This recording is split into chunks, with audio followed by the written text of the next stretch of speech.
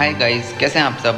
Welcome to the channel. आज के इस वीडियो में हम डिस्कस करेंगे ऑफिसर्स यूनियन ने जो चार्टर ऑफ डिमांड दिया है आईपीए को, उसके बारे में। ये किसके लिए दोस्तों? 12 बीपीएस के लिए। क्लरिकल यूनियन जो वर्कमैन यूनियन है वो ऑलरेडी अपना चार्टर ऑफ डिमांड सबमिट कर चुका है। उस पर मैं ऑलरेडी एक वीडियो बना चुका हूँ। अगर आप उस वीडियो को देखना चाहते हैं तो मैं उस वीडियो का लिंक इस वीडियो के डिस्क्रिप्शन में डाल दूंगा। चलिए दोस्तों शुरू करते हैं। लेकिन अभी तक आप हमारे चैनल में नए हैं तो चैनल को सब्सक्राइब कर दें, वीडियो पसंद आए तो वीडियो को लाइक करें और दोस्तों के साथ शेयर करना बिल्कुल ना भूलें। दोस्तों ये आपकी स्क्रीन में चार्टर ऑफ डिमांड है ऑफिसर यूनियन का। देखते हैं क्या मांगे की हैं 12 बीपीएस को लेकर ऑफिसर यूनियन ने। सबसे पहले कहा गया है जब भी वेज रिविजन किया जाए तो उसमें इस चीज़ का भी ध्यान दिया जाए कि जो रिस्क है, रिस्पॉन्सिबिलिटी है, अकाउंटेबिलिटी है, ट्रांसफरेबिलिटी है ऑफिसर्स की, उसके बारे में भी ध्यान दिया जाए। जो इम्प्रूव बेसिक पे है वो सेंट्रल गवर्नमेंट एम्प्लॉयज़ के जो ऑफिसर हैं, ठीक है, आरबीआई ऑफिसर्स हैं, एलआईसी के ऑफिसर्स हैं, उनके बराबर दी जाए। इसके बाद अगली मांग है दोस्तों, जो क्वांटम हाइक है उसको मार्च की बजाय 30 सितंबर 2022 रखा जाए। इसके बाद है revision of improvement in pay scales by merger of DA up to 1 अगस्त 2022, यानी जो बेसिक है उसको इम्प्रूव किया जाए, जो 1 अगस्त 2022 का डीए उसको उसमें मर्ज करके। ठीक है, अगला है special allowance with DA as on 31 अक्टूबर 2022 to be merge with existing basic pay, यानी 31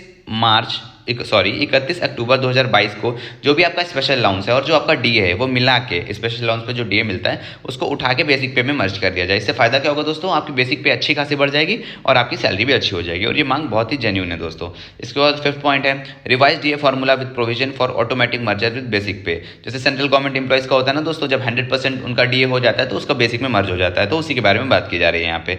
all existing stagnation increment up to scale 5 should be converted to regular increment after 1 year from reaching maximum of the respective present scale. This shall also remove presently anomaly in fitment on promotion. दोस्तों ऐसा होता है ना कि आपको पता है कि स्टैग्नेशन इंक्रीमेंट क्या होता है कि अगर आप एक ही क्वार्टर में आप प्रमोशन नहीं ले रहे हैं और आप अपने लास्ट बेसिक पे पहुंच गए हैं तो फिर आपको हर 2 साल में स्टैग्नेशन मिलता है, तो उसी को चेंज करने के बारे में यहाँ कहा जा रहा है। ठीक है, अगला है date of sanction of annual increment should be on 1 January and 1 July every year. तो जो एनुअल इंक्रीमेंट का डेट ऑफ सैंक्शन हो 1 जनवरी और 1 जुलाई हो एवरी ईयर में।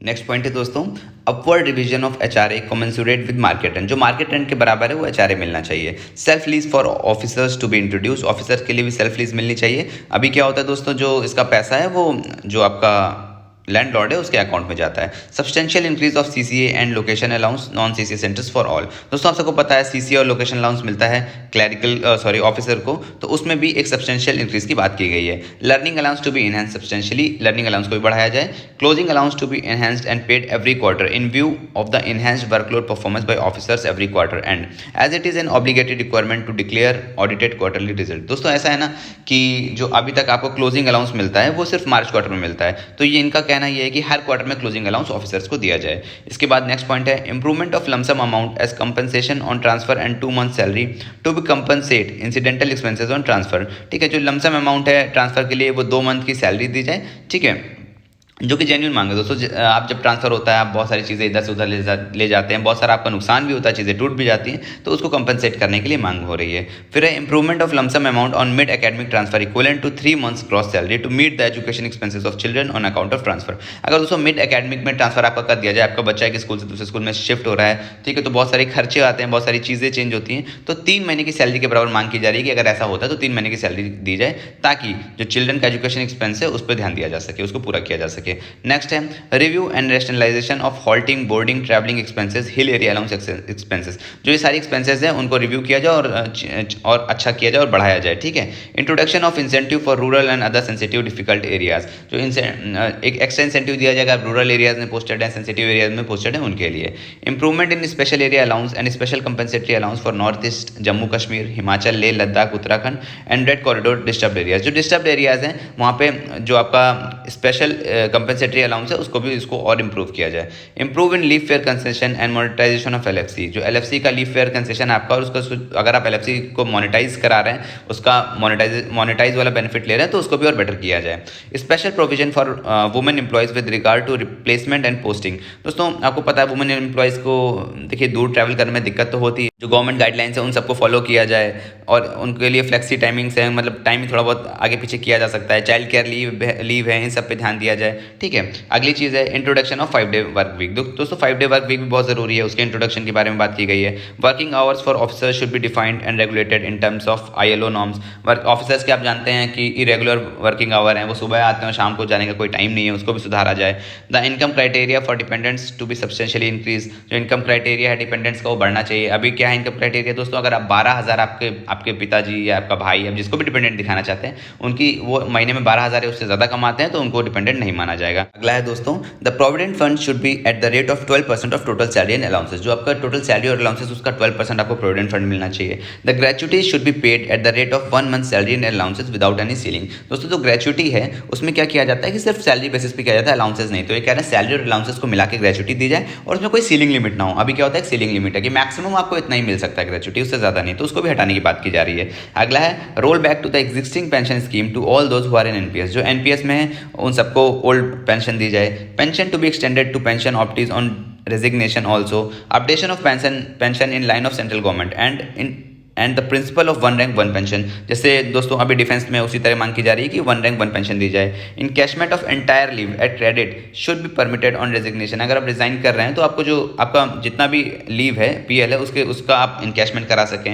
Improvement in all leaves facilities, introduction of concept of leave bank, roll back of IBA medical insurance for serving officers and retirees and implementing the provision of the policy eight individual bank level. ठीक है, ये medical insurance के बारे में कहा गया है। फिर uniformity of loans and advances to officers by adoption of best of policies.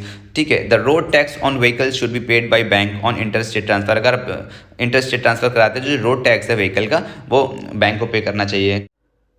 Next है दोस्तों review of disciplinary rules procedure. जो डिसिप्लिनरी रूल प्रोसीजर उनको रिव्यू किया जाए। नेक्स्ट है classification of lapses into major and minor penalties. ठीक है, full legal expenses to be borne by banks on legal cases against any officer. अगर कोई भी ऑफिसर के अगेंस्ट लीगल केसेस होता है, अगर वो सर्विंग और रिटायर्ड है, अगर उसने कोई फ्रॉड नहीं किया है तो उसका जो पूरा एक्सपेंस है बैंक को उठाना चाहिए, इसके बारे में कहा गया है। ठीक है, present ceiling of 3% of net profit for welfare to be increased 5% of operating profit without any ceiling for staff welfare activities। दोस्तों अभी क्या होता है कि 3% निकाला जाता है नेट प्रॉफिट का स्टाफ वेलफेयर के लिए, जिस कहा जा रहा है कि वो 5% निकाला जाए ऑपरेटिंग प्रॉफिट का बिना किसी सीलिंग के। Categorisation of branches to be done uniformly for all banks by IBA and RBI। Massive recruitment of officers, clerical, subordinate staff and security guards required. और लास्ट पॉइंट है दोस्तों appointment of compassionate grounds to be completed within 6 months period. होता है ना दोस्तों कि अगर कोई भी वर्किंग एम्प्लॉई है वो अब हमारे बीच में नहीं रहता है तो जो कंपैशनेट ग्राउंड्स पे अगर अपॉइंटमेंट की जाती है तो 6 महीने के अंदर पूरी कर ली जाए। तो दोस्तों ये कुछ मांगे हैं ऑफिसर्स यूनियन की IBA से 12 BPS को लेके। हमने इनको सरसरी निगाहों से एक बार देख लिया है। अब ये मांगों में जो भी चेंजेस होगा, जो भी IBA की तरफ से इसमें रिस्पॉन्स आएगा, उसको भी आगे किसी वीडियो में डिस्कस करेंगे। लेकिन दोस्तों अगर ये चैनल आपको पसंद आ रहा है तो इस चैनल को सब्सक्राइब जरूर कर दें, वीडियो पसंद आए तो वीडियो को लाइक करें और दोस्तों के साथ शेयर करना बिल्कुल ना भूलें। फिर मिलते हैं दोस्तों, जय हिंद।